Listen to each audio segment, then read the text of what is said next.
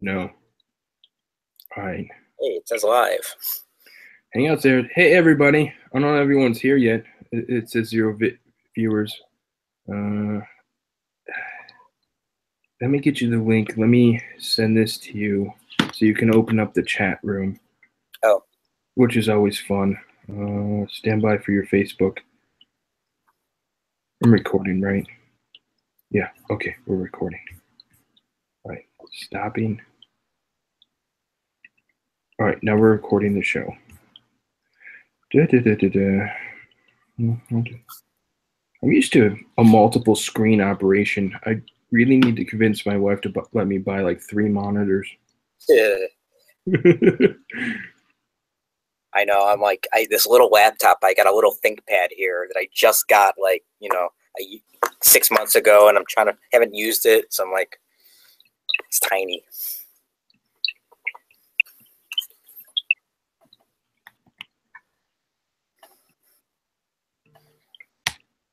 All right, there's the YouTube link. Okay, you sent me. All right. I sent you via Facebook.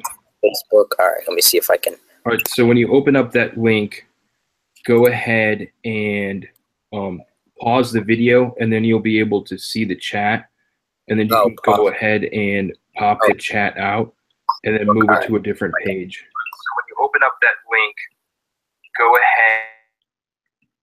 Okay, I'm echoing here, so hang on. Yeah, that's why I said pause the video. Okay, pause this, right? Yeah.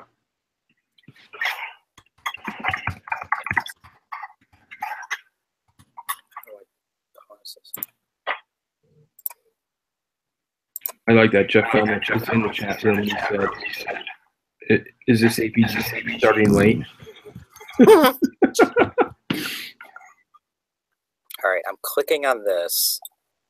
Pause. And then there's little 3 dots where you can pop out the chat. Let's see, 3 dots. Where are you? Like in the little chat bar. Oh, yeah, I see that. Okay, so pop out chat. Yeah. Oh, okay. So now if I do that, and then minimize. Oh, okay. I think I see this here. Maybe.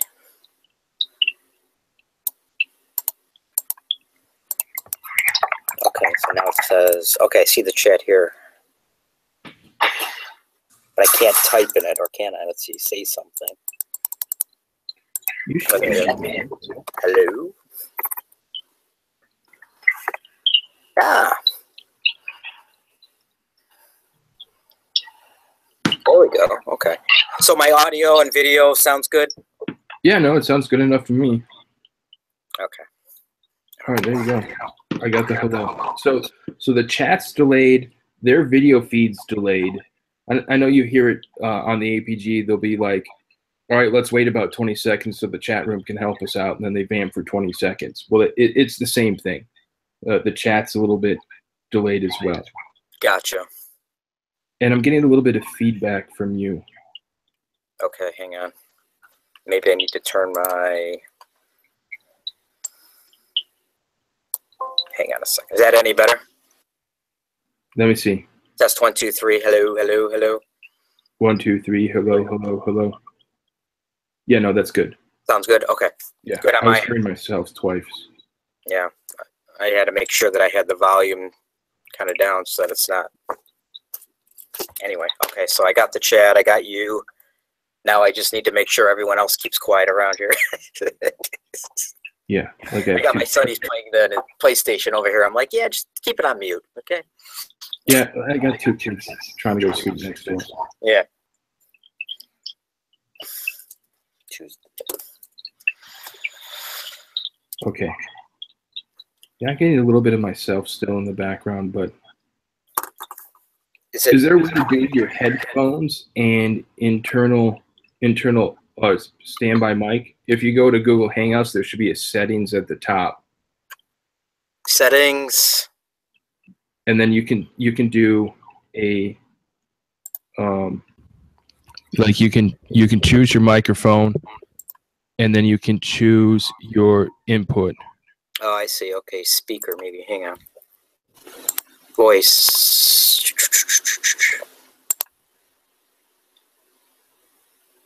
Let me try this. Hang. Hello. 1, 2, 3. Hello, hello. 1, 2, 3. Hello, hello. Hello, hello. That's not as bad. That better? Yeah. Okay. Okay. To the one guy, James, in the chat room. I don't know if Jeff left or James left. One of you guys left. Anyway, but there's one of us. This is what happens when you haven't podcasted this way in a month and a half. You got to get the kinks out. Yeah. Or in my case, I've never actually done one of these, so I've really got to get the kinks. You'll get the hang of it. Yeah. It's fun. Yeah. You have the right equipment, it can work well. Yeah. I'm a big weather guy, so I'm trying to get the wife to maybe get a green wall back here or green screen. I can do some weather reports on my There's an app that you can use it. You don't need a green screen. You can use the white. Oh, really? There's a way to do it where you got a solid white wall back there. Yeah. You can just have it do white opposed to green. Oh. And do it that way. I'll have to try that. I'll have to look for that. Yeah. That'd be cool. Yeah. No, trust me. I know you're a weather geek. So before we start this, the new national hurricane thing, NAC, I don't think they've named it yet, but there's 14 that's out there. And then there's what? Invest Area 96 Lima. Yep. 96 Lima scares the crap out of me. And here's why. It's taking the same track. It's going to hit the same Herbert box there.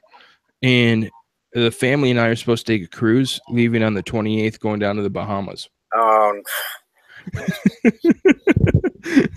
Yeah, that might be something to watch. That's why we have travel insurance. Yeah. Hey, it's been an active season.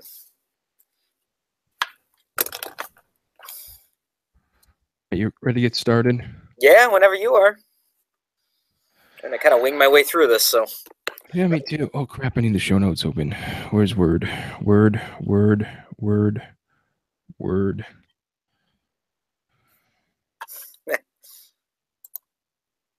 Let's actually try to figure out what we're talking about. Hey. June, I might be like an old dispatcher and just actually print this shit out. Oh, I print everything. People. Are you one of those guys? Oh, people laugh at me. I have to have paper. All the reroutes, all the everything. I have to have it on paper. You're one of those guys. Oh yeah.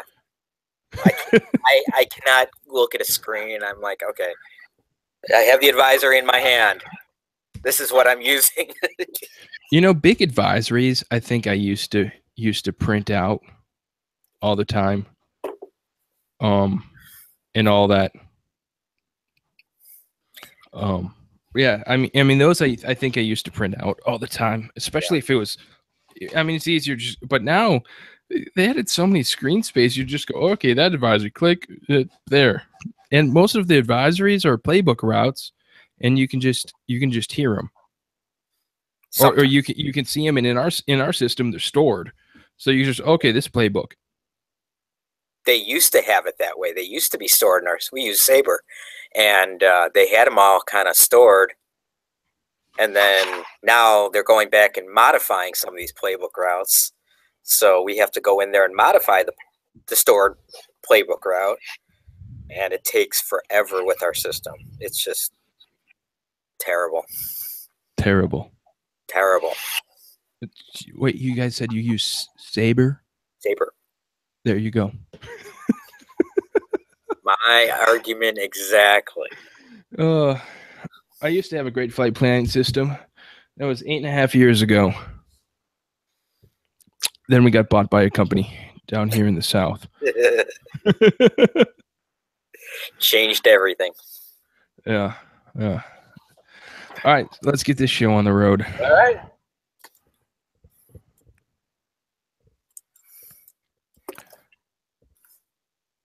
All right.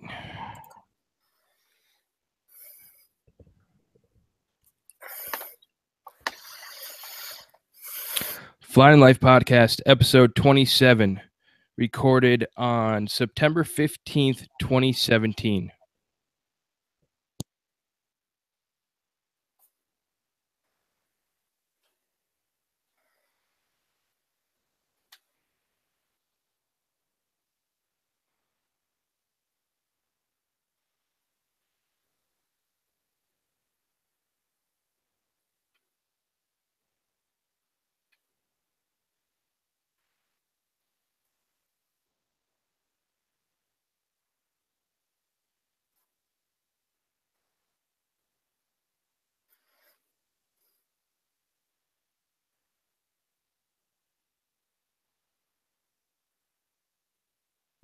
Welcome to the Flying Life Podcast, a podcast about just that, flying, aviation, and my life. I'm Dispatcher Mike, a dispatch for a major airline based here in the United States. Joining on this episode is Dispatcher Greg, another dispatcher for a different major airline, also based here in the United States. Dispatcher Greg, welcome to the Flying Life Podcast. Hi, Dispatch Mike. Thanks for inviting me on. Glad to hear. No problem, brother. I mean, I think we've been talking about trying to do this for a while. It's nice to actually have you, and schedules finally meshed together and all of that. So, Greg, tell us a little bit about yourself. So I work for a company, a major legacy carrier here in Chicago, which I'll call, for the purposes of this show, Acme Blue. I have been a licensed dispatcher for about 5 years. But actually been dispatching for a little over 3 years now for my company. Been with the company about 20 years.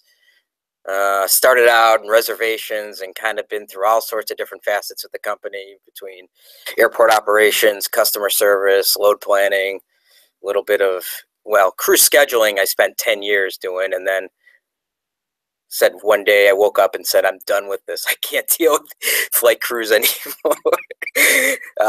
Between the flight attendants and pilots, I'm like, I got to do a change. So woke up one day, got my license. Well, not one day, but got my certificate, and never looked back into the whole, non-operational side of the airline. So, but yeah, love dispatching. Been doing it for, like I said, 3.5 years, and every day's an adventure, as you know, running an airline. No, that's absolutely true. Every day is absolutely positively an adventure in our business.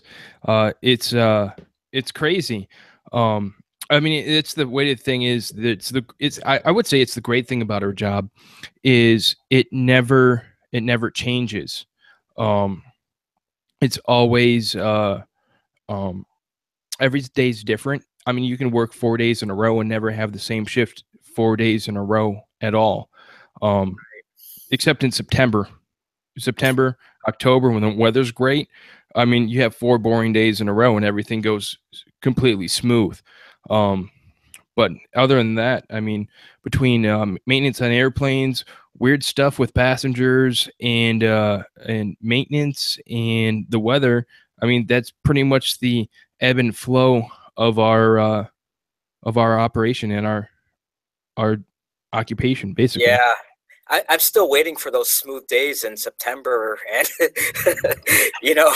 I don't think usually, like, you're right, September, it's like, it's a quiet operation, you can kind of kick back a little bit. But the last 2 weeks, between hurricanes and earthquakes and thunderstorms still lingering through the Midwest, where are these quiet days? It's like the Lexus commercial, the December to remember. This one's going to be a September to remember. Yeah. Tell me about it. I mean, I feel bad for the people in the Caribbean and Florida dealing with all this. And then, the airlines, it's a mess. Yeah, no, first of all, my heart goes out to the people of St. Martin, St. Thomas, Barbuda, all of those Leeward Islands and Northern Islands that really got hammered. Thankfully, my wife's family in Puerto Rico, no big deals there. Irma moved a little bit south, and then you move it to Houston just a week prior, and the amount of flooding that happened in Houston is just to the Terrible. absolute historic levels, because the hurricane just moved in there and set up shop. I mean, the hurricane moved to Houston and it stayed. It liked it there. It did, and with our company, we have a lot of Houston commuters. With the other airline that we merged with, I would say probably 20% of our office commutes from there. And just listening to the stories of some of these guys who have homes out there, and their houses are just underwater, their cars are totally demolished. Sad. I mean, just amazing how much water fell. I think they said it was like 44 inches of rain or something like that. Yeah. 44 up to 58 Yeah. in some places. You say that there's some people from the airline that you guys acquired that moved over to Acme, and I was talking to some of them in the break room while it was going on. I'm like, man, how is everything? What's your old neighborhood like? And he goes, I was talking to my neighbors. He goes, it's horrible. He goes, my house wasn't flooded, but their house was, underwater and things like that. It's just absolute positive. It was bad destruction, and it was absolutely horrible. Yeah, my heart goes out to those guys, and even the people now in Florida with Irma that just went through. I mean, there's people still without electricity or running water. I'm just like, it's sad.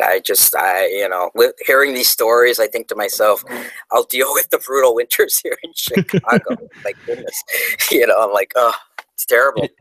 From us, I mean, Irma is the reason why we didn't come home on Monday. We were out of town all last week. We were supposed to come back home on Monday. We were flying back from Salt Lake City to Dulles to pick the kids up from grandparents' house, and we're going to fly down early in the morning on Monday. And then I started seeing posts on Facebook of just absolutely stores being out of food. And I told my wife, and we're sitting on the airplane, and I paid for Wi-Fi. I started tweeting to the airline saying, "Hey, look, I even bought the wife and kids confirmed tickets from DC back down home to Atlanta, and." So they were and I was just going to jump seat because the jump seat was open, and that's like a confirmed ticket anyway. So we did that, and we're sitting there. I'm like, there's no food. We don't have any food at home. We're in all electric house. The stove's electric. Yeah, we got a gas stove that for a camping stove that we could cook on, but we don't have really any food to cook on the gas stove. Wow, so, yeah. And I'm like, you know what? Just forget it. We're not going home until Wednesday. Yeah. No, I mean, my sister lives out in the Fort Lauderdale area, and she just went home yesterday. And she's like, even then, getting down there, traffic was terrible, and stores are still out of food. And yeah, it's going to be a while, I think, for the areas down there. It's not good. And I'm just pray that these other systems that are out in the Atlantic now kind of stay away. I think we need to do some cloud seeding and do some chemtrailing, right? Yeah. We need to get those. U.S. to Africa flights to chemtrail these two systems to make sure they stay out that way. So moving right along in this episode, we're going to focus on September 11th, 2001, and the events that happened that day. And I think for me, the reason September 11th was so much more meaningful this year, not only because I was in the industry and all of that, but earlier in the year, Naomi and I went to the September 11th museum. We spent time in New York. We spent 3.5 hours below ground zero, walking through the amazing museum there. If you're ever in New York, I'd highly recommend it. That should be stop number one, and give yourself a half a day to go through there. It is absolutely, positively, it's a somber sight. It's a graveyard.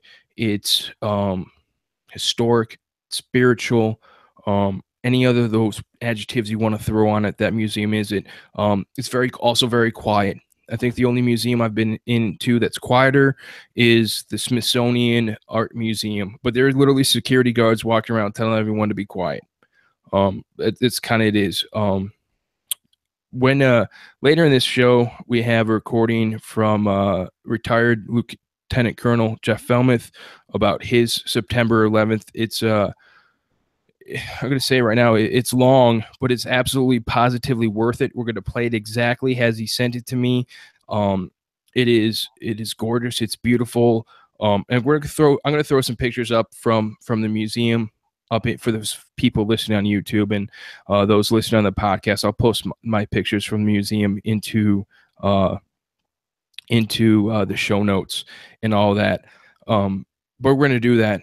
But I mean, the museum is great. If you're ever in New York and you get a half a day to spend, or if you have a couple of days to spend in New York, I would highly suggest going there. Is very much well worth the entrance price because it takes that day and it memorializes it perfectly. So, yeah. Greg, have you been to the 9/11 museum at all? No, I have not. Actually, it's on one of my bucket lists to go there. Haven't been to New York, period. I mean, with all the time that I've been with the airline, you'd think I've been to New York. But no. So I'm actually, my son just turned 14. So I'm like, okay, maybe, for a delayed birthday, whatever, we'll go out to New York and sneak that in there somehow, maybe in the late fall or early winter before it gets terribly brutal out there. But I've heard stories. I've seen some of the pictures of it, and it's it's hard. It's hard to go through it and look at it, but it's definitely worth seeing it and being part of it. Yeah, it's important. Yeah. Have you been to any of the 9/11 sites at all? No. Okay. Right. The only one I have not been to, I've now been to New York and the North and South Tower. I consider those two separate sites. I have been to the Pentagon. That's where my in-laws live. That was the first one I went to. The next one I go to will be Shanksville.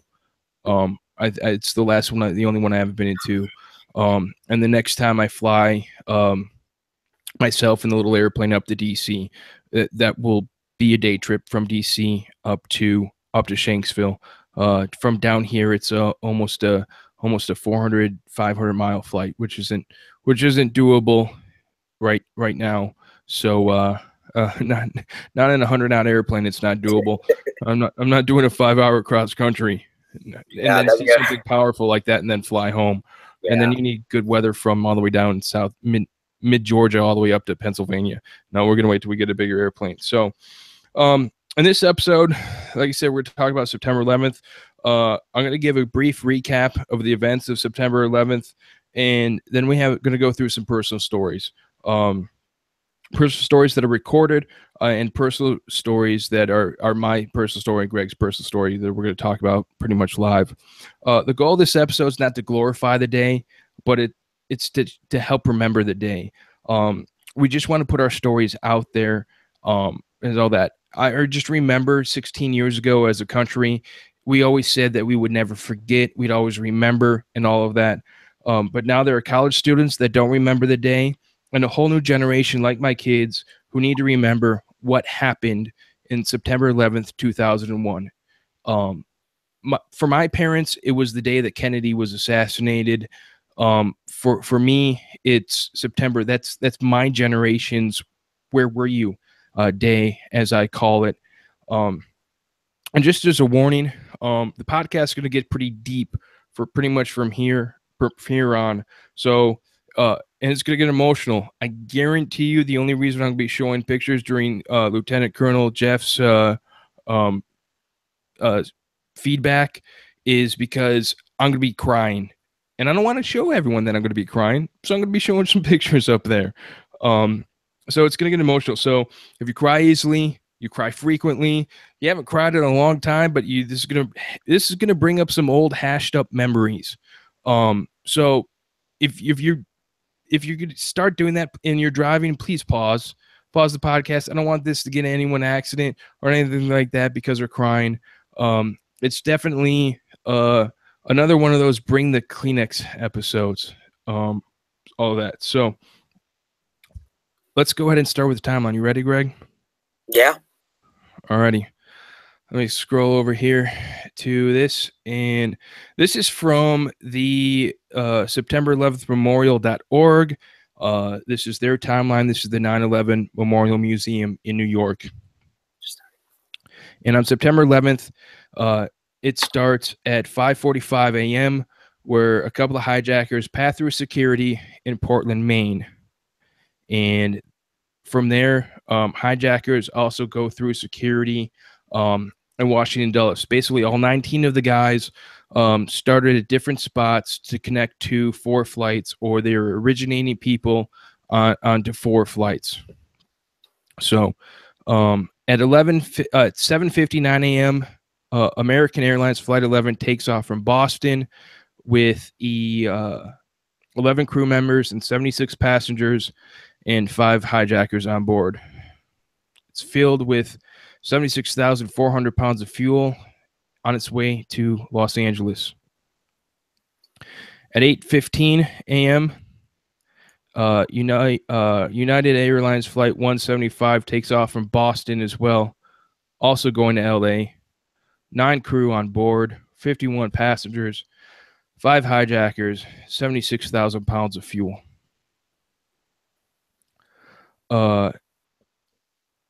From there, 8:20 a.m., American 77 takes off en route to L.A. From Washington, Dulles. They departed out of the Delta gates. I had it in my calendar. We were supposed to fly out of D.C. on September 11th this year at 9-something.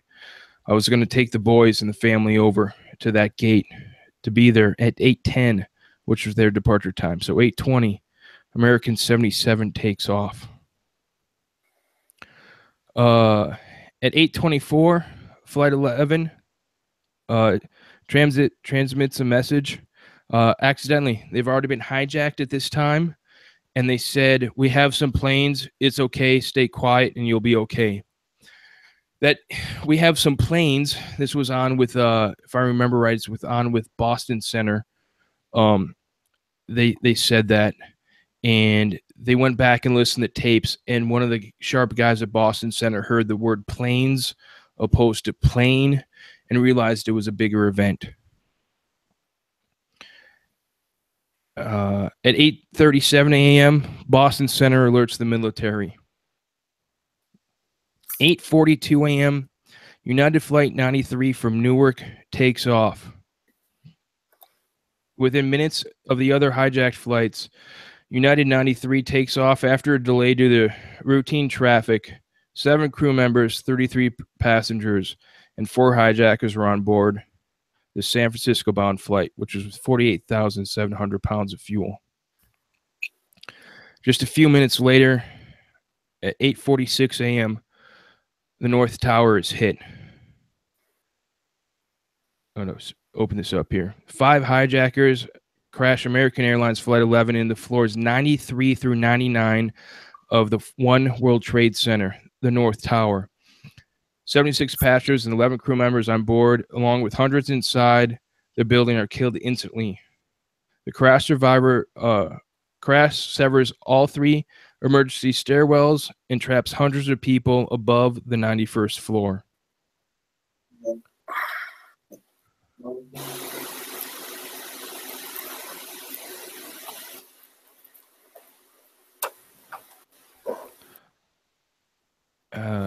At 8:55, the South Tower was declared secure. Basically, everything was okay in the South Tower. I'm continuing to scroll. This is a great website. This site will be in the notes. It goes through and puts it through timeline. I am passing over some things. So if you want to know more about the day, please go back. I'm just trying to hit the major highlights. At 9:03 a.m., 5 hijackers crashed United Airlines Flight 175 into floors 77 through 85 of number 2 World Trade Center, the South Tower, killing the 51 passengers, 9 crew members on board, the aircraft, and an unknown number of people inside the building. The impact renders 2 of the 3 emergency stairwells impassable and severs a majority of the elevator cables in this area, trapping many above the impact zone and inside the elevator cars. Shortly after hijacked Flight 175 strikes the South Tower, some workers in the building jump or fall to their deaths, a phenomenon already witnessed after the attack of the North Tower. Estimates of the number of people who die as a result of falling from the Twin Towers range from 50 to more than 200. And I remember watching that. That was horrible to watch. And we can talk a little bit more after we run through this. We're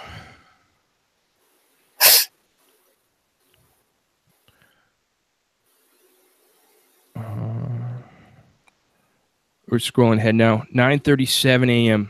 The attack in the Pentagon. 5 hijackers crash American Airlines Flight 77 into the Pentagon. The 53 passengers and 6 crew members on board perish. The crash ensuing fire kill 125 military and civilian personnel on the ground.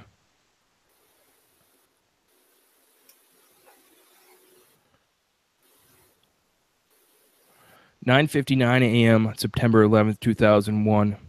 The collapse of the South Tower. After burning for 56 minutes, the South Tower collapses in 10 seconds. More than 800 civilians and first responders inside the building and surrounding area are killed as a result of the attack on the South Tower. 10:03 a.m. The crash of United 93. 4 hijackers crashed Flight 93 in a field in the town of Shanksville in Somerset County, Pennsylvania. After passengers and crew stormed the cockpit, the 33 passengers and 7 crew members on board perished. The crash site is approximately 20 minutes flying time from Washington, D.C. 10:15 a.m. The collapse of the Pentagon E-ring. Damage to the section of the Pentagon's west-facing outer wing collapses around this time. 10:28 a.m. The collapse of the North Tower. North Tower collapses after burning 102 minutes. More than 1,600 people are killed as a result of the attack on the North Tower. 11:02 a.m. The mayor of New York, Rudy Giuliani, orders the evacuation of Lower Manhattan. 12:16 p.m. United States airspace is closed. Basically ATC 0 everywhere.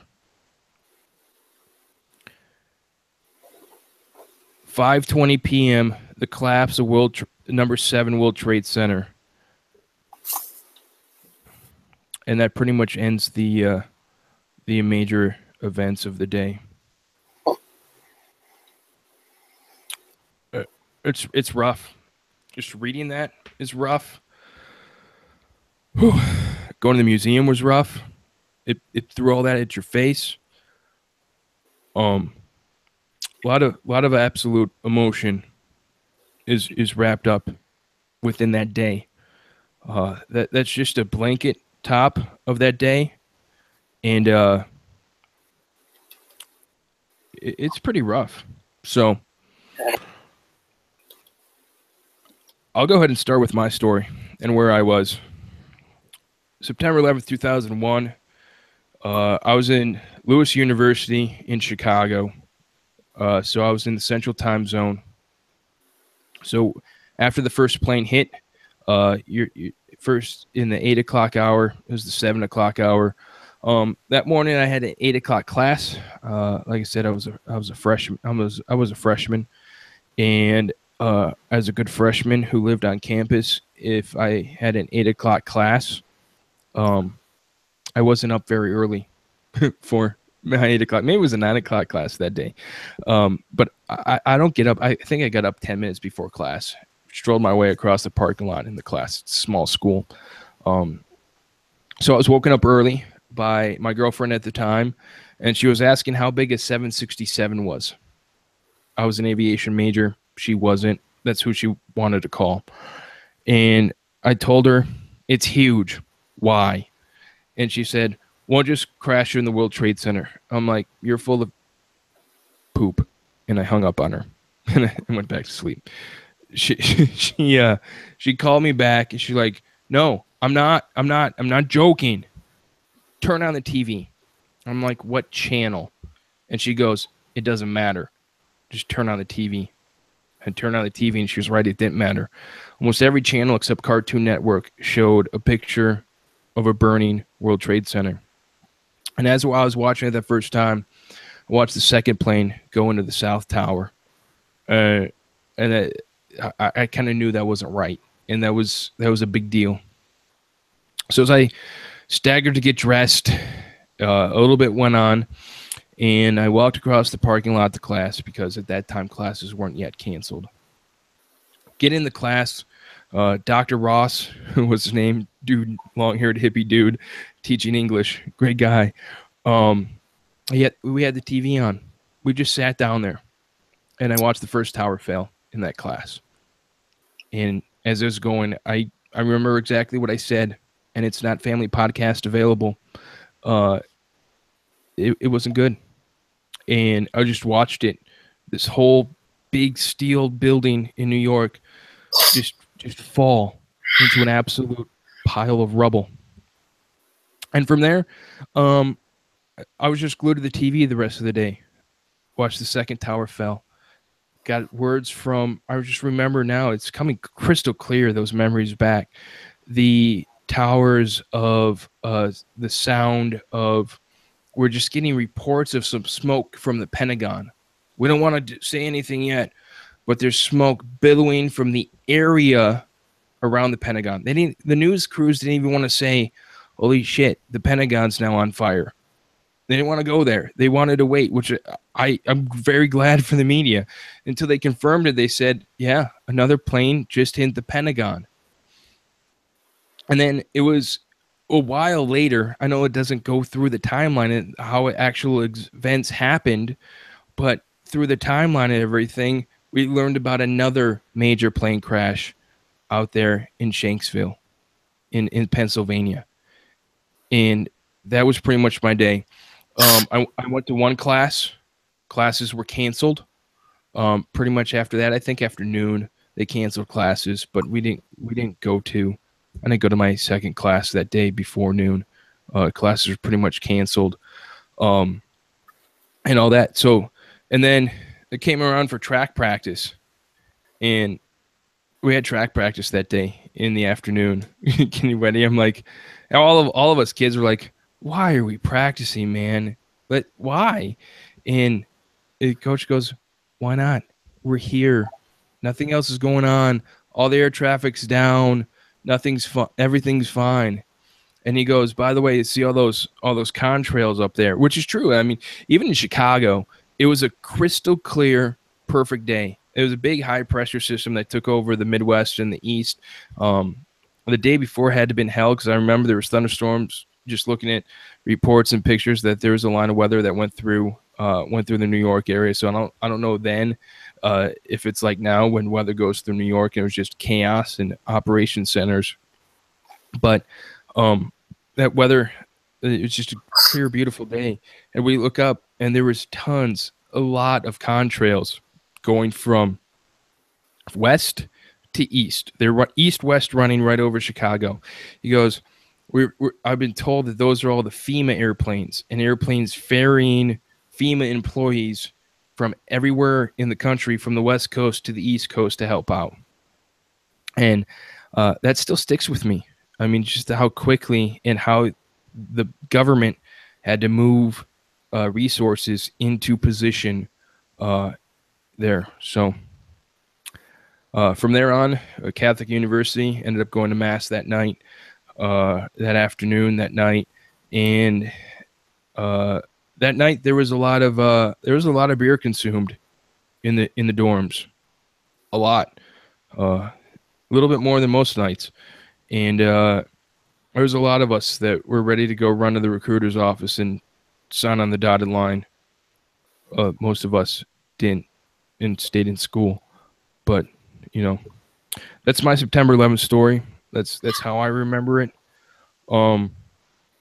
I'm now going to play Dr. Steph's story. Dr. Steph from the Airline Pilot Guy sent this in. So let's go ahead and play this now.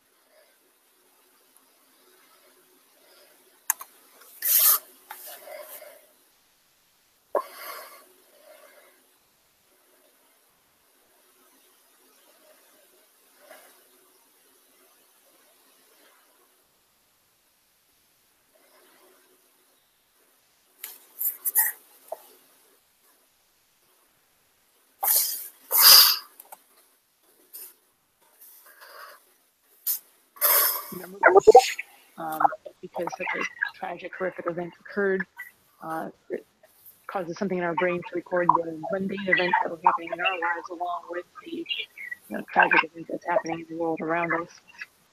So with that said, on September 11th, 2001, I was a college sophomore. I was at the University of Utah, and being out in Utah, we were on Mountain Time Zone, which is 2 hours behind Eastern Time Zone. So all these events were taking place around 9 o'clock in the morning in New York. It was 7 o'clock in the morning in Salt Lake City. And I had gotten up early to go to a chemistry study session, not because I was actually going to go to the study session, but that's because you could turn in homework assignments there. And I wanted to just go get my homework assignment turned in. I went a little bit early to finish it up because I wasn't quite done with it. I remember getting in the car, driving, to the other side of campus. I was listening to my favorite morning radio show at the time, and they were doing their usual, just friendly banter and humorous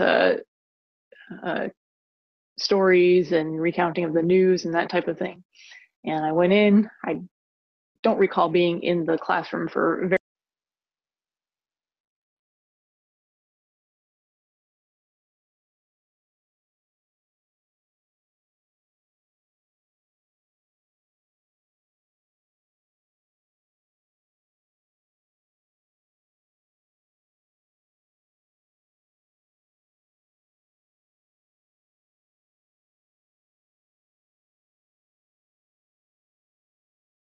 your fingertips on your smartphone. So I drove the 15 minutes back across campus, back to my dorm room.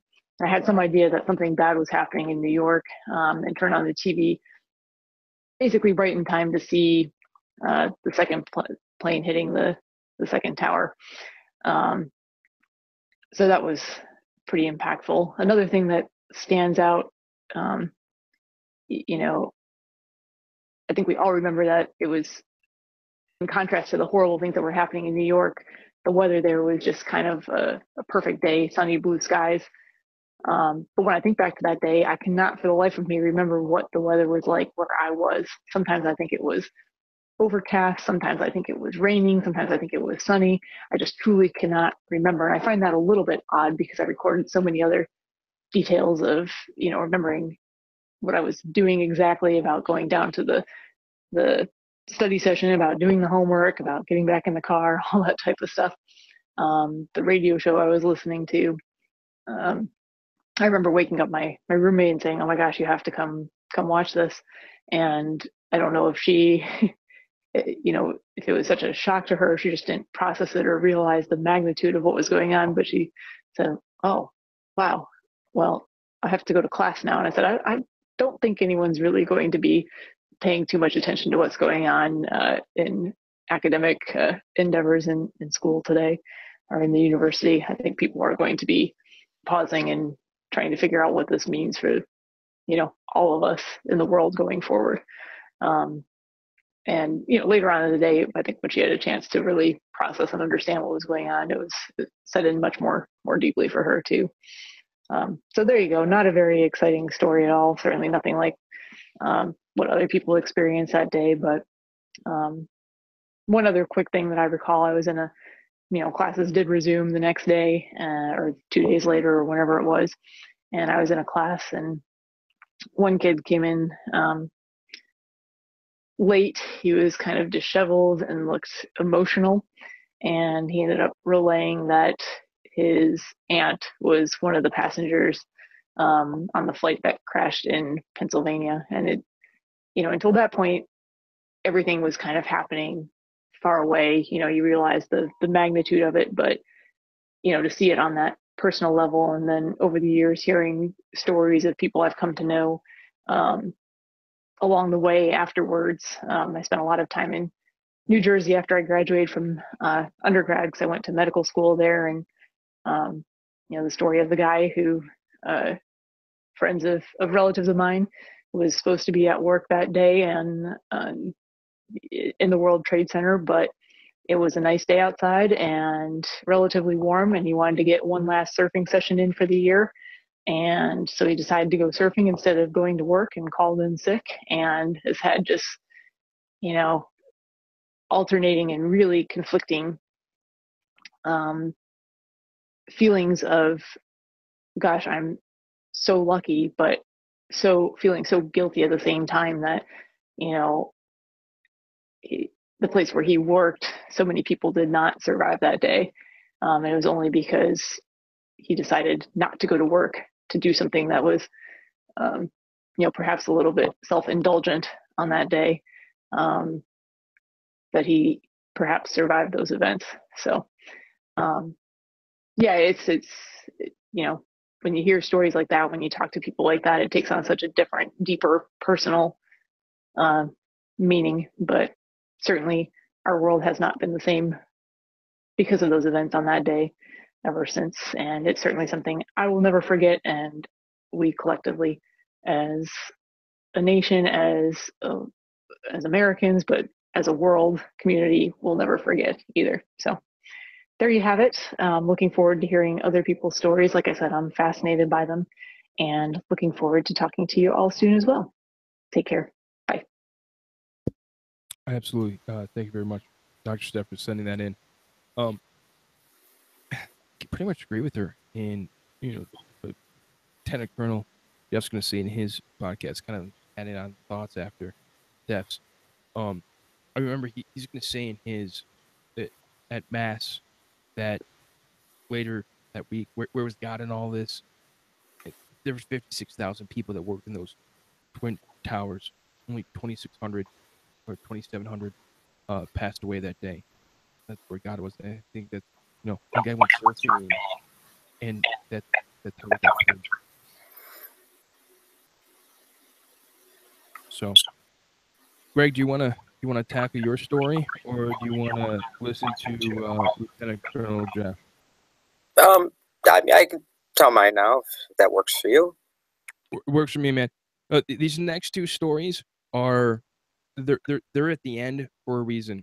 These next two stories are people who have firsthand experience about September 11th. Steph and I were kind of most like people looking in, and Greg and Jeff are people on the inside. So, Greg, it's all you, brother. Okay, thank you. So, try to tell this without getting, again, it's a very emotional topic, so try to keep my composure as best as I can here. So at the time I was working in crew scheduling as a scheduler, scheduling flight attendants, both scheduling pilots as well, but mostly flight attendants. I'd been on the job maybe about a year in active scheduling, so I was still kind of learning the ropes, but learning, I worked a lot of the East Coast bases that we have for flight crews, mostly Boston, Newark, JFK at the time. And I worked the midnight shift. That was my primary shift. I did that for years. So came in the night of September 10th, started my shift, and just like any other night, come in, I'm looking at all the open assignments, and okay, looking at my who I need to call for the next day. So I looked at my sheets, and I remember that night I had an open position for Flight 93. You know, just like, okay, you know, and it's at any other night. So about, I don't know, 1 o'clock in the morning or so, I make my normal phone call to the flight attendants. Her name was Cece. Cece, this is Greg at the crew desk. I've got an assignment for you. Sorry, it's 1 o'clock in the morning. You got a trip going to San Francisco, Flight 93. And, you know, that morning they're groggy, and she's like, okay, you know. Hung up the phone. And I remember that morning, she'd called me again at like 5 o'clock in the morning. It was based on the East Coast time. And she'd called me and asked me if the flight was operating on time, and which was nothing uncommon. You know, they want to make sure before they leave the house. And yeah, everything's fine. And when I told her, have a good day, be safe, because I always ended my phone calls with be safe. Okay. So 6 o'clock in the morning, get off of work, tired as all heck, you know, working the midnight shift, go home, go to bed. About 8:30 in the morning, I start getting phone calls. And, you know, people know I work midnight, so I'm like, stop calling me. Well, first it was my mom calling me, and I'm like, okay, I'll wait till I'll call her later. Then I had work calling me. I'm like, why is work calling me at 9 o'clock in the morning when I got off of midnights? I didn't answer. And then my mom called again. I'm like, hello, what's up? She goes, are you okay? Yeah, I'm okay. I'm sleeping. Why? What's going on? She goes, you don't know what's going on? No. Turn on the TV. Turn on the TV. Of course, at that time, it was the first flight that went into the tower. I'm like, and it was the American flight. And I'm like, what's going on? And then I'm watching. Of course, you know, once you see this, you're like, you can't go back to bed. Your adrenaline's running. Like, what the heck is going on? And then you see the second plane hit the tower. And my mind is running a million miles a minute here. And I'm like, oh my God, what am I seeing here? Is this a nightmare? And I'm just watching the TV as these things are unfolding. And meanwhile, my work called me again.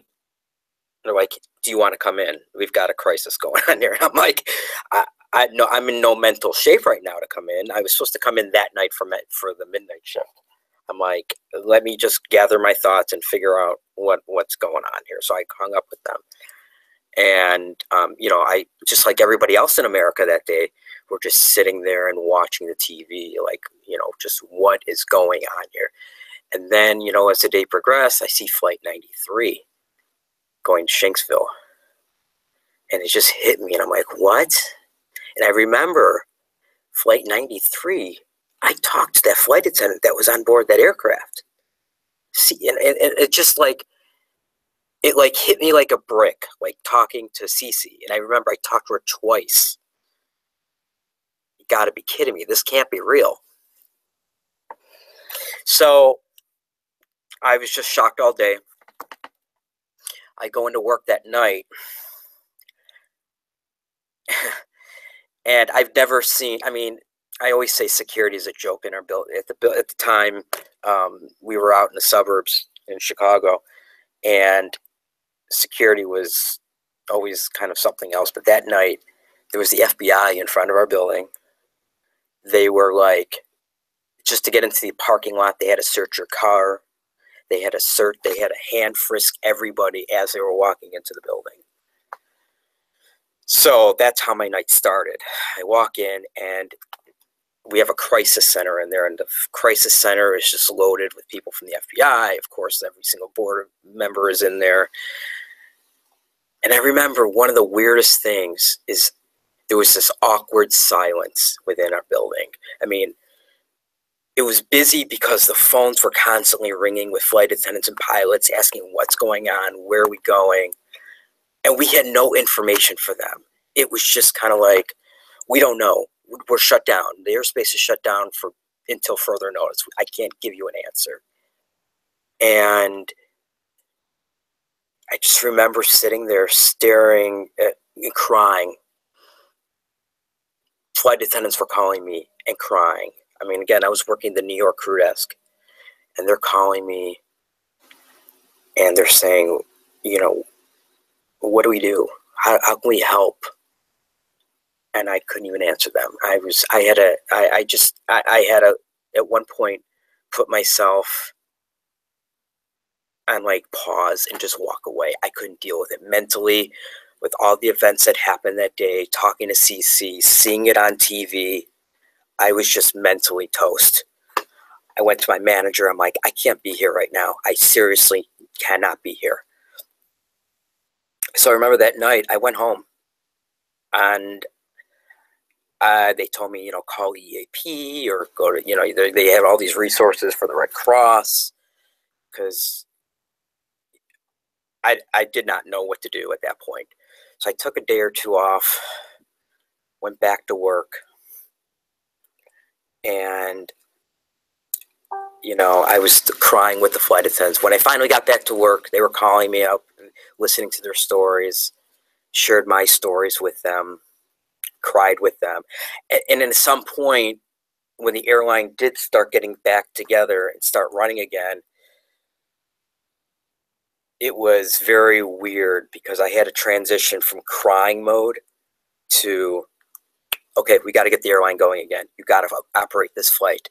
And I remember just, you're playing bad guy, good guy here, right? So you have the flight attendants, they're upset that they have to fly, but at the same time, you're calling the airline, or the airline's telling you got to get this flight out.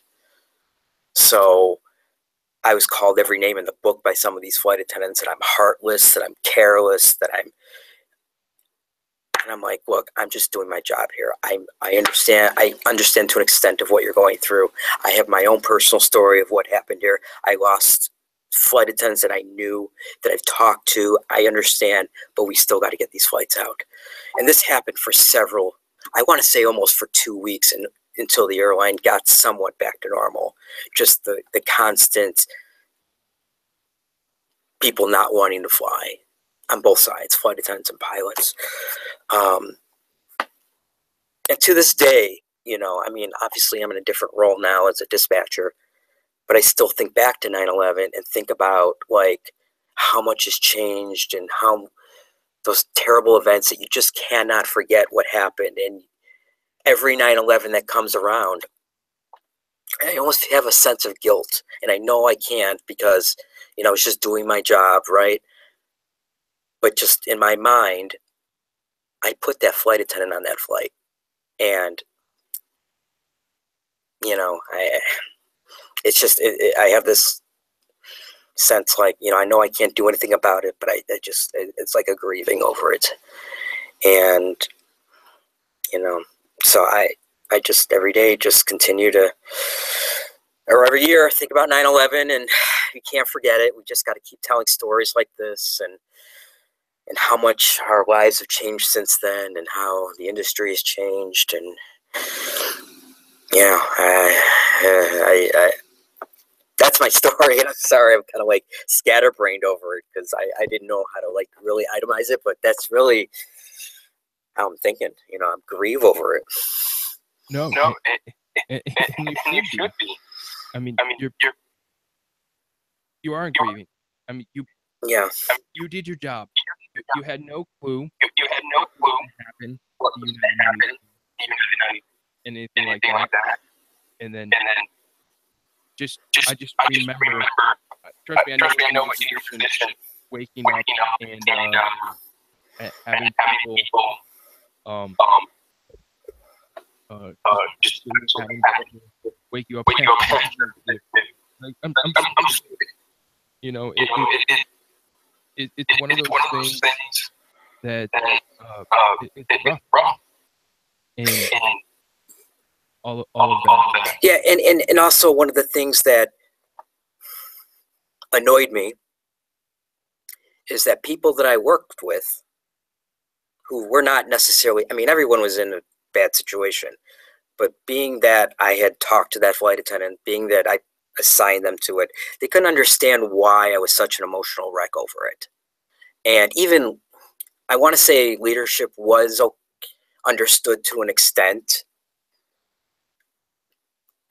but since they were not involved directly in that situation, no one can really understand. And they couldn't understand why I was in such shock and such guilt over it, because they weren't the one who talked to that flight attendant. They weren't the one who assigned the flight attendant to that flight. And it took a while for me just to process that and get over that and be like, okay, I got to move on, get these, get back to somewhat normal. Yeah, absolutely. So let's go ahead. I apologize to people on podcast land here and there. I'm not sure why it's doing that. Am I feedbacking? No, I think it's on my end. I shut you off. Okay. When I was talking, it's on my end. So while we do that, then the Jeff's one. And if I figure out how to do it, I'll throw up some pictures of September 11th and all of that, and figuring things out from there. So now I'm going to say this. I know Jeff. We're good friends. We've had lunch together when he's been in town. I've read his story for a multiple number of years. He's always sent it out on email, and he posts on his Facebook page his story. I am truly honored to now play this because me as a dispatcher put in someone outside of the industry at the time. I was a guy with maybe 10 hours in my logbook on September 11th, 2001. But now when I see what it's like when I play this, what it was like for a guy on his go-home leg on a trip back to New York on September 11th. So here we go. Hello, my name is Jeff Feldmuth. I'm currently a captain at American Airlines flying 737s. But on September 11th, 2001, I was a first officer flying the 767 on day 4 of a 4-day trip. And this is my story of that day. It was a beautiful morning, both in Caracas, where we were departing from, and in Kennedy, which was our final destination, is where I am based. We were scheduled to depart at 8 o'clock in the morning, and we did so, taking off out of Caracas right at 8 o'clock on our way up to New York, where we knew is a beautiful, cloudless, beautiful, gorgeous summer day. Everything was normal until we were handed off by Venezuelan air traffic controllers to San Juan Center. And as we checked in with San Juan Center, their first words to us after we checked in was that, "American, you need to check with your company. Kennedy is closed." At the time, the captain was flying the aircraft. I was on the radios. And so I queried him, "Well, what's going on?"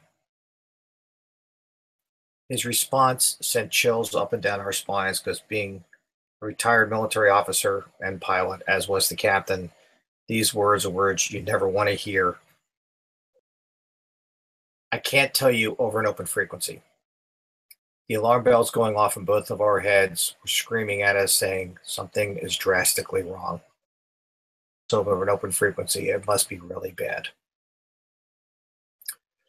Fortunately, the model of the 767 we were flying that day had a satellite phone in the cockpit.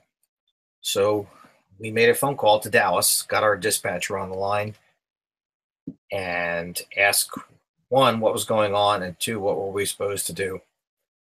So he told us that 2 airplanes had hit the World Trade Center. We immediately recognized this as the bad news. He did not tell us that they were commercial airliners. He did not tell us that one of them was ours. So he then directed us to make our way towards Miami, and they would figure out what to do with us once we got there. So I got off the phone with him, and I coordinated with San Juan Center to get clearance to go from our present position, which was just south of Puerto Rico, over to Miami, which is about halfway between Caracas and JFK. So now we are making our way towards Miami, and we still have questions. So we are sending messages to the company trying to get some answers about, one, what's going to happen is when we get to Miami, and two, what's really going on. And the only response we get is a rather disturbing message through the printer that says, not even the flight attendants are allowed in the cockpit. At this point, the crash axe comes out of its holder, which is right behind my seat, and it is now in my lap. Charlie, the captain, looks at me and goes, Jeff, it's your airplane. I want to be free to handle what's going on, whatever that may be. At this point, we make a decision that we are not going to tell anyone on board what is going on, that we're going to Miami, or what has happened in New York City. For all intents and purposes, they think they're still on the way to Kennedy. So we switch over to Miami Center. This takes about another hour. It's about a 3.5 hour flight from Caracas to Miami. And we have opened up our publications because we had all the JFK approach plates and maps out. So now we had to switch over to Miami. It doesn't take very long, but it's still something we have to look at. And all of a sudden, Miami Center comes up and makes a broadcast to everyone on the radio saying, everyone stand by. I will be calling you back in sequence. All U.S. airspace is closed. I'll be asking you where you want to land outside of the United States. So if our hackles weren't raised before, they are now. So now we can't go to Miami. As the first officer, I have the publications that cover diversion fields for Latin America and the Caribbean. So I pull out my book and I select, with Charlie's approval, that we're going to go to Nassau in the Bahamas. It's 11,000 feet of runway. It's an American Airlines station. So we can be serviced there, and we have people there who can handle us and take care of us for whatever is going on. So for the next 15 to 20 minutes, we listen to Miami Center divert people all over the Caribbean. Can't go back to San Juan, that's U.S. territory. Can't go to the U.S. Virgin Islands, that's U.S. territory. People are going back to the Dominican Republic, to Haiti, to the other Virgin Islands, back to Aruba, Antigua, you name it, they're going there. So he stops for a moment and comes across the radio and goes, okay, these 3 flights are going to be allowed in. We were first. We were going to be allowed into Miami. There was a continental flight roughly a half an hour behind us out of Caracas that was scheduled Caracas to Miami. Then the American Caracas-Miami flight that was an hour behind us. To my knowledge, those are the last 3 airplanes to land in Miami that day. So we're going to be first. In those days, Miami had 2 east-west runways, which were the primaries, and 1 northeast-southwest runway. They were landing to the east that day. And normally when you check in with Miami Approach Control, you do not say anything on the radio because the frequency is that busy, because there's that many airplanes on the frequency trying all to land at Miami. They will call you back when the guy gets to take a breath. That morning, it's roughly 11 o'clock. We are the only one on the radio. We are the only airplane in this guy's airspace. It was the weirdest sensation in the world to hear the quiet on the radio. It's noisier at 3 a.m. So that's a little unnerving. There's also nobody on the TCAS which is a way we can see other airplanes on a scope on our displays. It shows other airplanes in their relation to us in altitude. There's no one else there. No general aviation, no business, no commercial, just us. So as we maneuver out to the west of the field, again, I'm flying to line up on what was then known as 09 left, which is now 08 right. We're about 10 miles out on final, and I'm looking out at the airport. And if the hair wasn't standing up on the back of my neck, it is now. For those of you who have ever visited what is affectionately called the Boneyard out in Tucson, Arizona, you'll know what Miami looks like. There were airplanes everywhere, everywhere. The entire north ramp, which is a huge cargo ramp, it is basically the length of the airport east-west, is covered with airplanes, parked nose to nose, tail to tail, wing over wing. I mean, it was frightening to look at.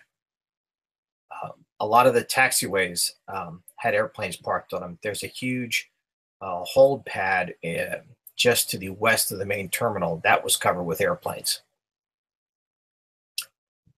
So this is what Charlie and I are looking at. And it's a beautiful day in Miami as well. So we're coming in and we configure the airplane.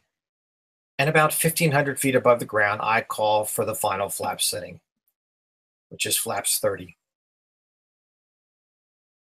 I've never had this happen before, and I've never had this happen since.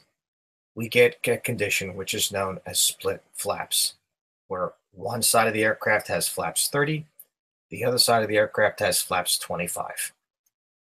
It is an emergency situation. It's not that difficult to land with. It's unusual. We don't practice very often. But normally you would go around, go out in a holding pattern and try to resolve the situation. It takes about anywhere from 15 to 20 to 30 minutes to run the checklist. It's kind of complicated depending on how it works out. So here we are looking at split flaps, approximately 4 miles from the field. And all Charlie says, "Jeff, I'm sorry, I'm taking the airplane." And I looked at him and says, "Charlie, it's your airplane. Here's your ref speed." And basically I selected the flaps 25 approach speed, which we have available to us rather easily. Because we both knew with what we were looking at outside and a little bit we knew about the situation that we were landing. There was no doubt in our mind. Now, prior to 9/11, if an aircraft was seen taxiing into the gate area with its flaps extended, that was a signal to air traffic control that you were being hijacked. It also was a signal that you wanted armed intervention now. I mean, right now. So we know this. So as we land, Charlie takes the airplane to clear the runway. I switch over to ground control and I am yelling at the ground controller on the radio. We're a little nervous. And I'm yelling at this guy, "Miami Tower, this is American 936. Our flaps are down because they're broke. I want to make sure beyond any reasonable doubt that we're not going to have cops coming out shooting at our tires to disable the aircraft." So they understand that.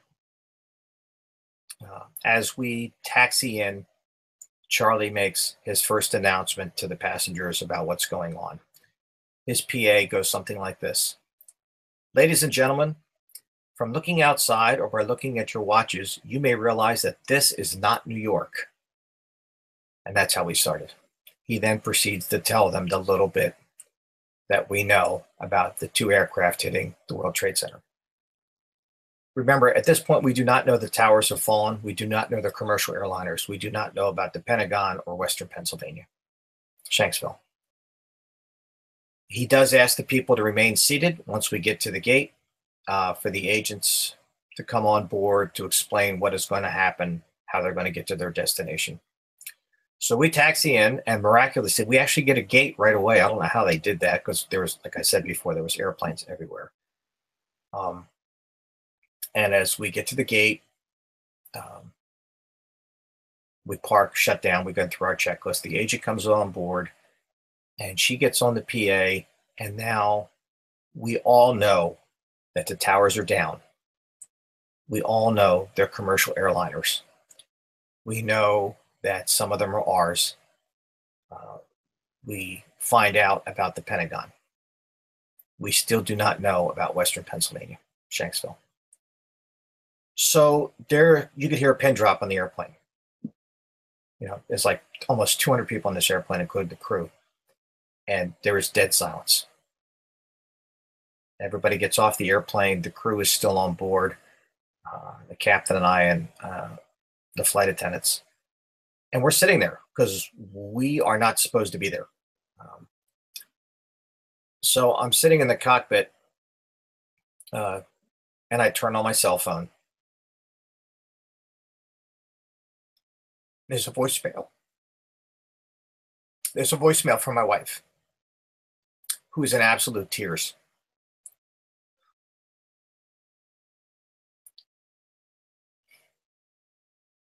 She has no idea where or if I even am.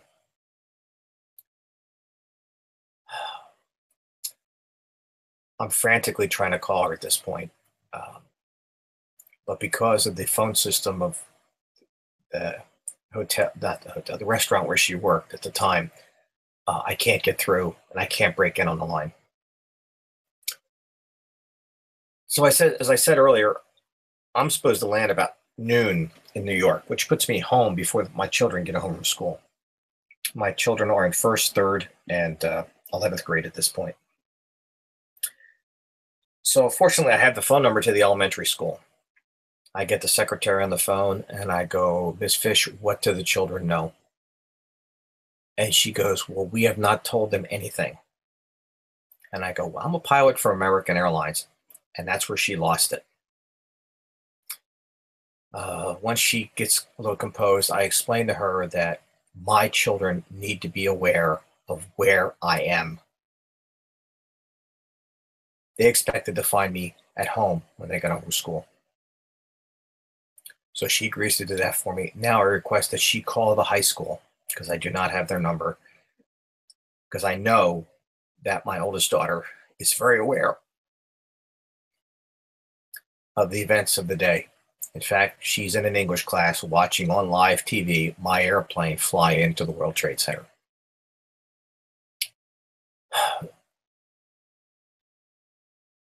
My daughter is sitting in that class when the guidance counselor comes to her room to get her. When that happens,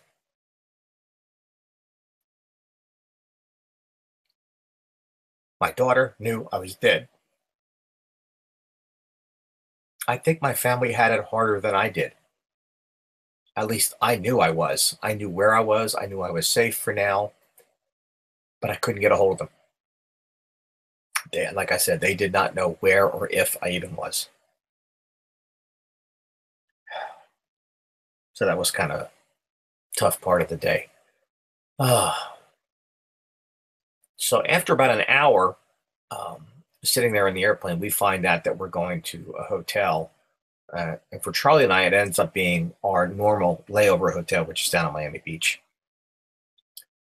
So as Charlie and I exit the terminal to go get our limousine van service out to the hotel, one of the Miami news stations is there, and this woman throws a microphone in my face and asks me my opinion of the events of the day. And this is the last thing I needed. All I could think to say to this woman into the mic was, "There, but for the grace of God, go I." And I walked away. Was it on the news? I don't know. Do I care? No. It was rather tragic what was going on.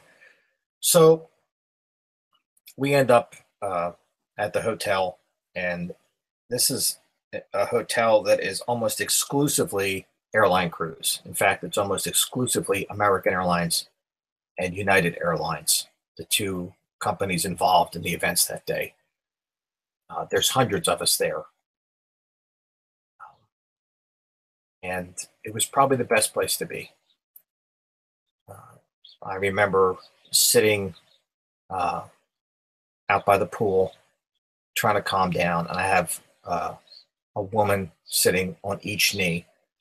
They were flight attendants, and I know these women to this day. And I had two women sitting on my knees, on my shoulders, bawling their eyes out. They were just so distraught.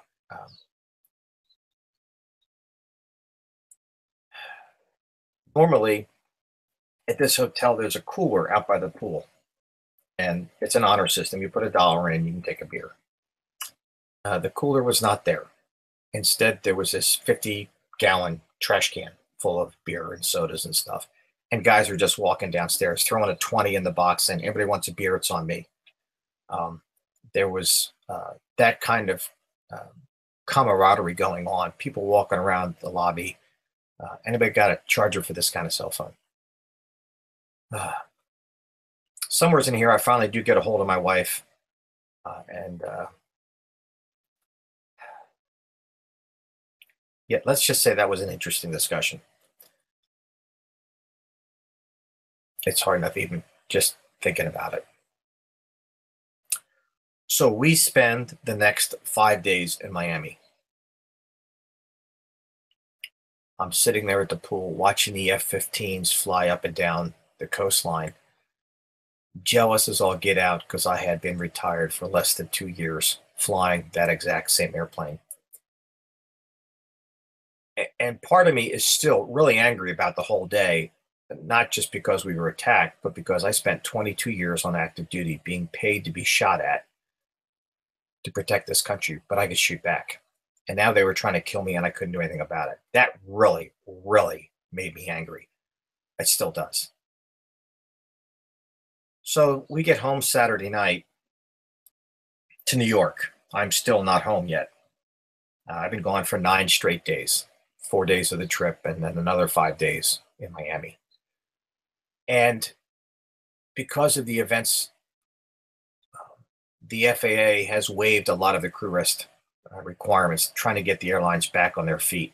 Because, I mean, we are scattered all over the United States, all over the world. I have friends who were stuck in Gander, up in Canada, Sao Paulo, Brazil, over in Europe.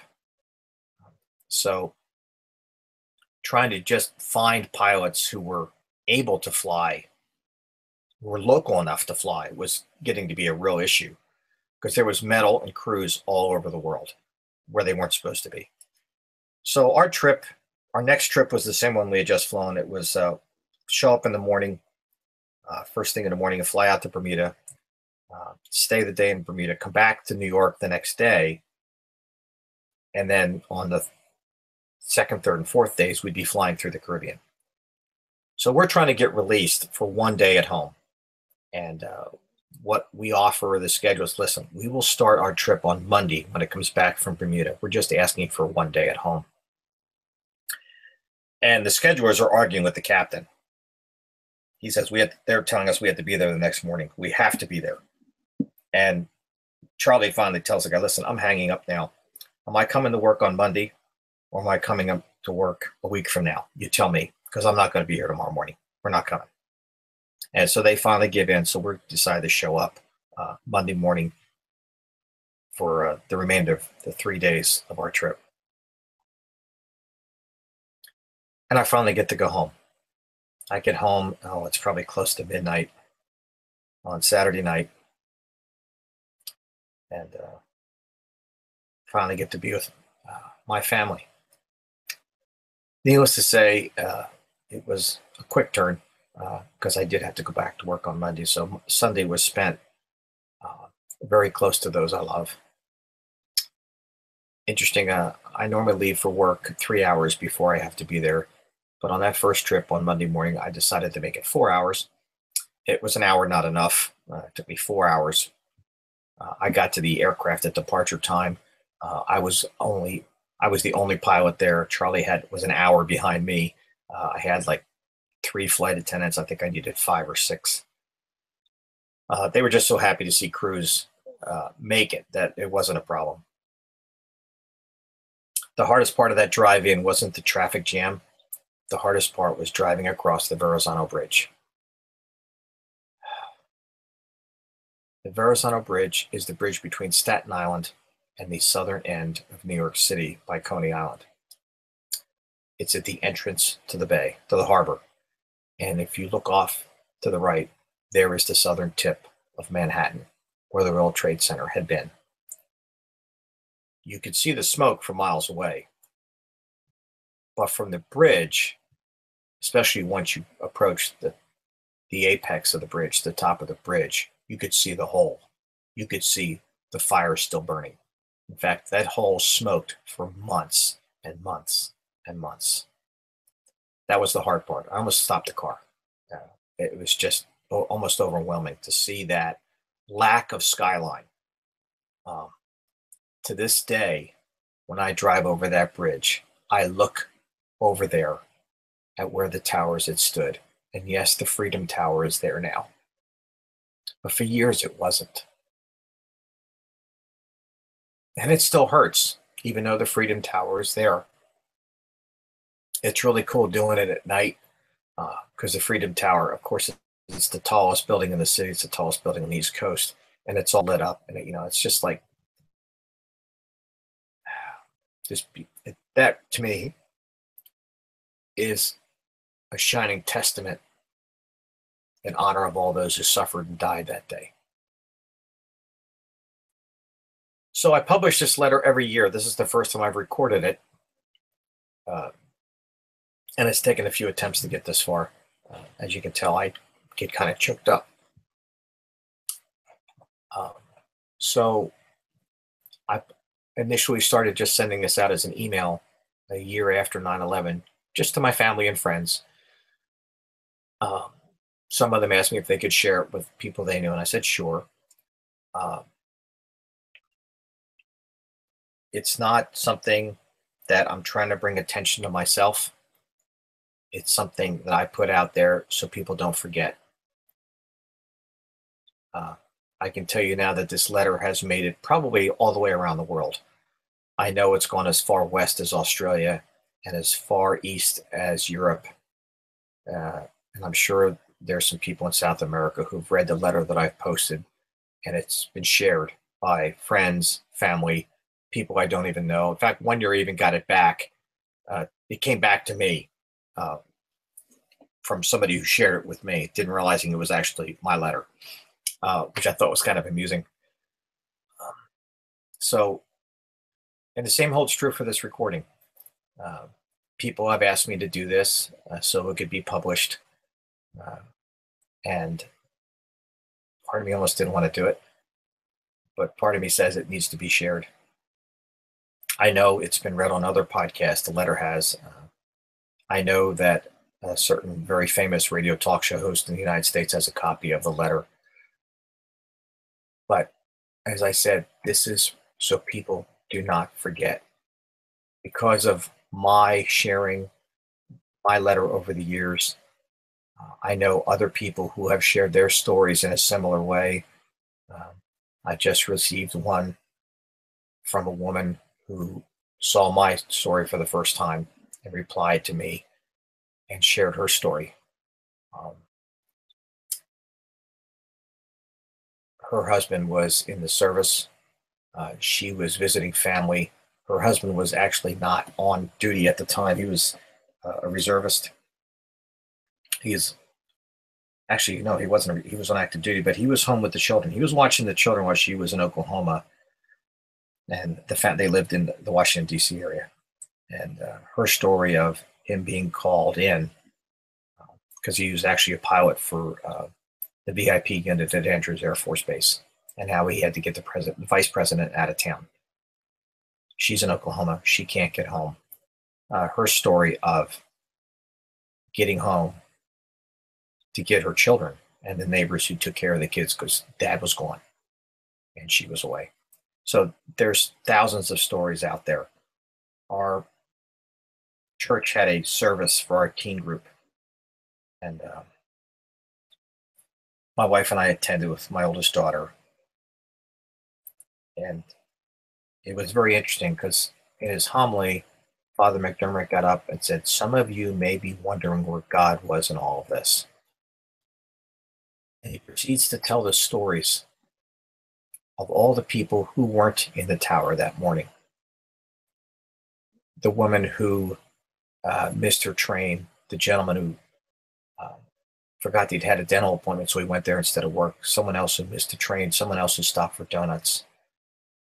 To put it all in perspective, realize that 50,000 people worked in those two towers. Less than 3,000 perished. But the number of lives impacted by that day goes far beyond those 3,000 families. There's the hundreds of thousands of people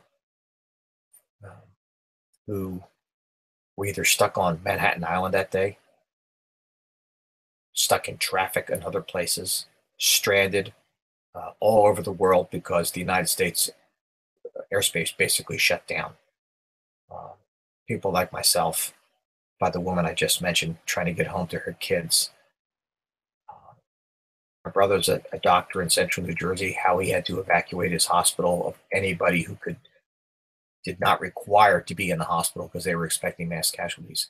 To my sister who had her children were friends with other children who lost parents that day. It was a terrible event. Let us never forget what happened. Let us never forget how this country came together to respond to that tragedy in such unity. So I end this on that note. May God bless us all. Thank you. Wow. I can't thank Jeff enough for recording that. Like I said, it was a little bit easier to listen to the second time around, but he had me in tears and my wife in tears and almost the kids in tears yesterday when we listened to that. So Jeffrey, thank you so much for recording that. All much respect to you and what you had to go through, what your family had to go through, and everything like that. That's absolutely a great story. It's a story, one of thousands, tens of thousands of stories of September 11th.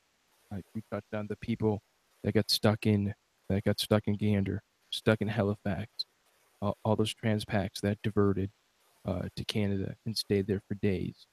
And going on and on. And maybe we'll make this uh, a an annual thing just to help remember the day because again we chose and vowed never to forget September 11th 2001, and I want to make sure my kids and any future generations don't forget it as well. Greg, do you have anything to say? Yeah, so I played that. My audio okay? I'm sorry. No, you're really quiet. Is my audio better? Yeah, it's a little better. It's good. Okay. Sorry. Yeah, Jeff, I played that for my wife as well. And, it brought her to tears. I mean, it's such an emotional story and one that, like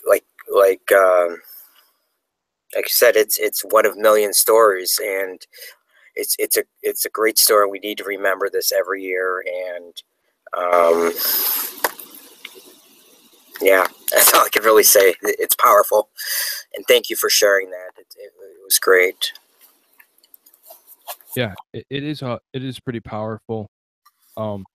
And we're gonna end the show on that. I mean, because there's nothing else to say. So you can find show notes for this episode on flyinglife.com/2017/27. About a workaround for the -2 for now, at least for those who've been listening for a while. You can find me on Twitter at flyinglife. We're on Facebook as well, facebook.com/flyinglife. Questions, comments, concerns, all that. Send me an email, contact@flyinlife.com. Opening and closing music from bensound.com. Bumper music is from purpleplanet.com. And the podcast is also on Stitcher Radio. So, Greg, do you have any last words? No, thank you for having me on the show here, and thanks for letting me share my story. And maybe we can do it again sometime. Oh, absolutely. I think we will. Patrick Greg might become a regular on the Flying Life podcast. we could share our horror stories together. Oh boy, man, we can fill thousands of hours of horror stories. So, thanks everybody. We're gonna end with some closing music. Don't forget September 11th. It was a little overshadowed, I think, a little bit this year with Hurricane Irma. But we were very close. I was very close to the Pentagon. Almost dragged the kids down there. Kind of regretting that I didn't. But until next time, we'll go back to somewhat regular episodes if there is a regular episode for the Flying Life podcast. So thanks very much, everyone. Have a good one.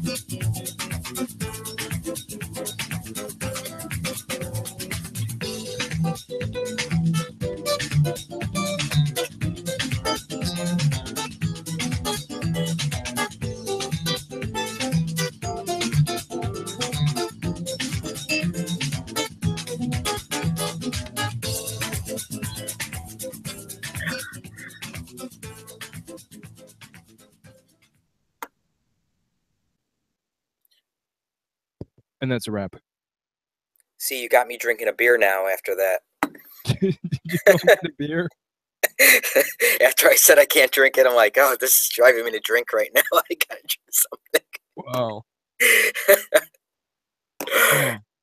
Yeah. Thankfully, Jeff didn't make me cry this time. I was a little busy. I don't know. Did anyone in the chat room? Did you see pictures? I was trying to put pictures up and things like that. Did that go through? Or was it just a picture of me staring at the computer? We saw pictures. Okay. Good. Yeah. Oh, alrighty. I'm gonna edit and all this fun stuff. Go walk around. You gotta edit it for the audio, huh? Oh yeah, for the audio. Oh, trust me, work's not done from here.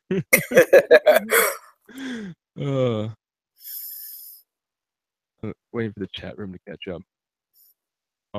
Thanks for everybody coming in the chat room. All four of you guys are great. And again, Jeff, man, that's a powerful story, and I might talk to you about ways of doing something with it some more. Just to go, again, not to, like I said, this whole show's not to get anything in more listenership or anything like that. It's just to help remember. But I think there's a way to maybe take some audio and overlay some video and some photos to it and make it a really, really great thing for you to send out next year. I mean, I work midnights and half the shift. I do nothing, so I might as well be productive about it. Yeah, those midnight shifts. I work the Airbus fleet. They go to sleep at midnight. I mean, dude. I mean, what am I supposed to do to 6 a.m.? I mean, occasionally you set up some ferries, recover some flying, all that fun stuff. But other than that, man, it's runs on autopilot, huh? Runs on. Man, I love the days when the weather's great. The whole fleet runs on autopilot. It's great. Yeah. All I gotta do is say gear down and let it land. Smooth sailing. I bet you are sorry your office doesn't have internet. You guys need it up there too. Trust me. Greg and I have been there. We know. Oh yeah. The last jump seat I was on, I was pretty excited because we actually had to do a go around. It was the coolest thing I've actually seen from the actual flight deck. Really? DCA slam dunked us. We were too high and we weren't going to make it down on it and stabilize. So they just said, let's go around. It was fun from there. That airport, I see more go-arounds between DCA and LaGuardia, the two airports that I hate because I'm always seeing the go-arounds. Well, I honestly think it's because they're short and the pilots really want to be on their altitudes and their airspeeds. They definitely want to be a stabilized approach. Yeah. Completely. They want to be stabilized. They want to hit it. They're not looking for smooth. It's a shorter runway. I know you guys don't operate into that other airport in Chicago, but that's another one where that's shorter than those other two that you mentioned. That's Oh shorter yeah. than DC. That's Oh shorter yeah. than the Guardian by 1,000 feet. And It's a short runway. I mean, that other airline based in Texas run off the end a couple of times. So Yeah. you know, They have a tendency to do that. yeah, as Dr. Steph says, she loves her some Midway. I love Midway Well, too. yeah. Great. A lot more convenient going to downtown than O'Hare is. Yeah. I had a sports ferry, a charter ferry the other day going from O'Hare to Midway. That was a fun. Sports live, or was it a ferry portion? It was a ferry. They were doing Okay. one of the sports teams out of Midway going to Kansas City, so we had to ferry the plane down to Midway. The Royals played the White Sox and had to fly. Yeah, I think it was probably the White Sox. Okay. But that was a nice 12-minute flight or something like that. Yeah. You stand at the top of your office building, and you can see both airports. Oh yeah. Really clear. I don't know if you can see them from your floor. Yeah, there you could see them. You could see them. Look out our window. You could see the arrivals going right in. It's awesome. Yeah. In my office, we can see the go-arounds. They usually buzz in here the go-arounds. They go over our head.